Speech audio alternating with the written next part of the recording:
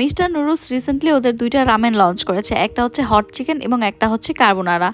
By 2 gate 1 অফারও চলছে অনেক জায়গাতে, বাট একেকটা পার পিস ৳৫০ করে। সেটাই আজকে ট্রাই করব হট চিকেনটা। কার্বোনারাটা আরেকদিন ট্রাই করব। হট চিকেনটা আমি ফার্স্টে সিদ্ধ দিয়ে দিলাম এবং দেখলাম ওদের প্যাকেটের ভিতরে হচ্ছে ২টা মসলা।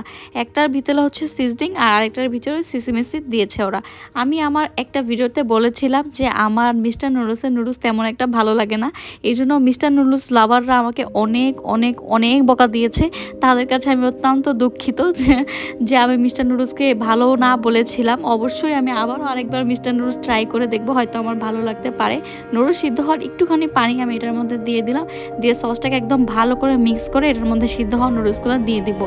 এই নুডলসের সসটা A1 কোয়ালিটি। ঝাল ঝাল কিছু খেতে ইচ্ছে করলে এই নুডলসটা 100-এ 100 ট্রাই করা উচিত। এটার সাথে যে সিসিমি সিডও ছিল ওইটাও আমি এটার উপরে দিয়ে দিয়েছিলাম। এটা 100-এ 100 খুবই জোস।